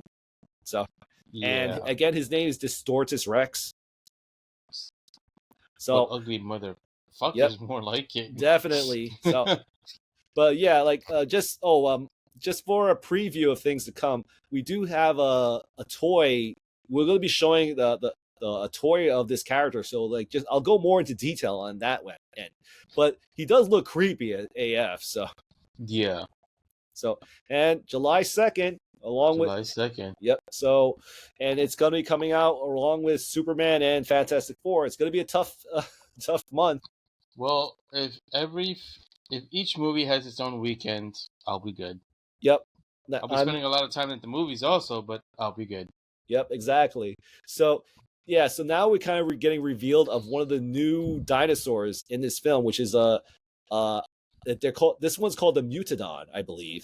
Mm-hmm. And excuse me. And it's supposed to be kind of like an amalgamation of a raptor and a pterodon. So, and the combination pretty much makes like a wyvern of sorts, Yeah, it does. Yep. So I'm assuming this is going to be like the dino that the humans are going to be interacting a lot with, because like So it's kind of like what the raptor was to the other films. So I don't know. Like, I'm sorry. Go ahead. No, go share your thought. No. I'll share what I'm going to share. What I want to share when we get to like. You said we're going to show the toys, right? Yep. Yeah. So when we get to that. And this is another shot of one of the Mosasaurus, which kind of became popular during the Jurassic World movie. So, it did. So it took off. Funny because they just put one out like not that long ago. Yep. Like I think in the middle of last year or so, they put one out. What, the toy? Mattel. Yeah. Well, I can imagine just to promote the movie that's coming up. So. Well, it was for the movie that came out. Oh, actually, no. So it might have been like the year before then. Right. Yeah, I think they're trying to keep like everyone's attention on the dinosaurs. They release a lot of figures for like whatever lines. Like I think because they do like a Netflix TV show. Camp Cretaceous. Yeah. Yep. So I haven't watched it, but I know of it. Yep. I imagine it's fun. So. Yeah, I mean, it gets them putting figures out and stuff, and every so often you'll get like a multi-pack with a human and some dinosaur, which is pretty cool. Yeah. But it's nothing that I have. I've been getting mostly the Hammond collection stuff. Yeah, man. So and at least trying to. So, but it's cool that they're bringing the Mosasaurus back and that they're doing more scenes with it. Like kind of like they're doing like these scenes, like where you see the eye looking over Scarlett's character. Yeah. So they're kind of, the way that they're presenting the Mosasaurus in the scene kind of reminds me of like the first Jaws film, where they try to capture it, and he's kind of doing like a lot of dolphin moves where he's like jumping out of the water and stuff. So, So Jurassic Park World, guys. Jurassic Park Oh, World. I did it again. Jurassic Park World Rebirth, dude. Yeah, Come on, it says it right there. So, okay, Rebirth. Jurassic World. Park World Rebirth. Okay, you know what it is? The C in the end kind of for some reason it kind of makes me say park. So the C in the Jurassic. That's how we're gonna know this is the difference. This is Jurassic Park World. It's part of the new trilogy. Yeah, but that's the weird thing. Like the promotions, they're trying to like really push that this is supposed to be more of a park movie than a world movie. So. I mean, yeah, no, you're right. I mean, it's all part of the same continuity. Yes. But yeah, I get what you're saying, and you're right. You know, I just noticed it is something. Jurassic World, so if you look carefully, yes, there's like, oh, I'm like trying to point with my cursor.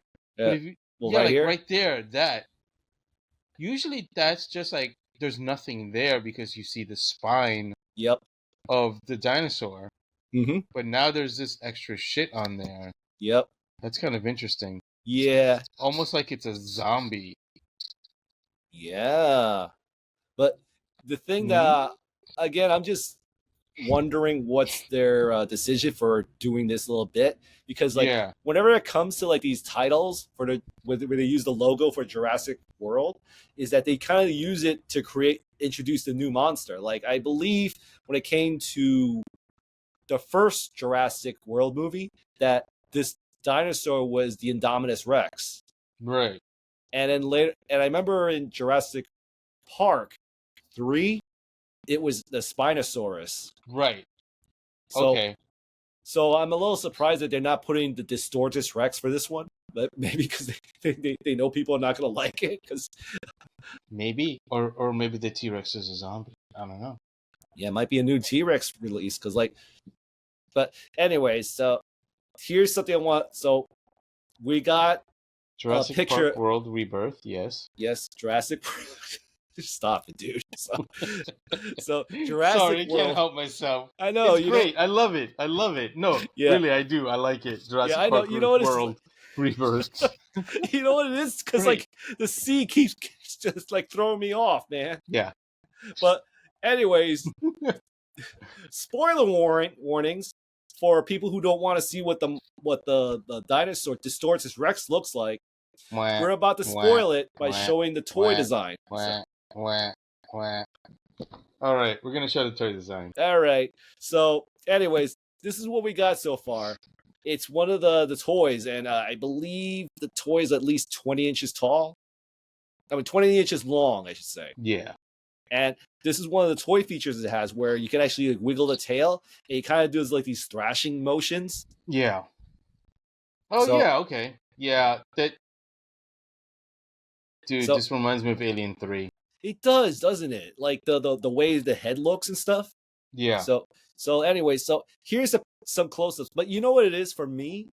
I kind of see amalgam like nods to other popular monsters of sorts. Like I do see aliens with the bulging forehead. But yeah. I kind of also can see Cloverfield to some extent with the fact that he's got like little arms in his chest, and it has like more of that he has like these elongated arms. Yeah, he's got an extra set of arms. Right? And this is some of the gimmicks they have, like you wiggle the tail, they kind of does like that thrashing motion, and you press certain buttons, they'll roar. But this is the thing that I'm wondering about, is that one of the other action features is that the head it kind of does like a weird like shaky jiggle when like he's almost like having a seizure of sorts. So I can't show it in these shots from. Oh, I forgot to mention. Darn it! I can't believe I forgot the name of the YouTuber who posted this. But I think it was on the last photo. Let me see. Let me go back because I at least want to put credit to the guy who did it. Oh yeah. No. Yes, but I will add in the comment section below on who this YouTuber is. I still want to give credit because this is a guy in Mexico who bought the figure for this review. So I at least want to show some credit to this guy. So anyways, so here we got some good shots of the Distortus Rex, and he kind of looks like a beluga whale of sorts. He kind of does. Yeah. So I saw a lot of reviewers talking about this dinosaur, and they kind of gave some interesting explanations, especially when they brought up the beluga whale, the sperm whale, who has like this type of forehead, and Yeah. it kind of gives some of their thoughts on why the dinosaur has like this weird head jiggle action feature, which is that again, I'm paraphrasing, but they said that when it comes to sperm whales and beluga whales, that for this dome shaped thing, it creates like sound waves that allows them to see in the water. Interesting. So, but like, and they had to like do this weird shaky thing to create the vibrations and stuff. Right. So, a theory that's being thrown out there is that this thing on their head, and if he shakes this way, it enables him the ability to see in the dark. Right. So, and if you notice, a lot of the shots we've seen, it's him in the dark. So, kind of like this kind of gives him this ability where he can be invisible. Sonar. Yeah, sonar. That's what you're describing. I just realized that it's sonar. Yes. Right. So he has the ability of creating sonar like a bat of sorts. But they're using like the beluga whales method of like that they create like their head is shaking to some extent. Right. So that's kind of the explanation everyone's theorizing the reason why they're theorizing why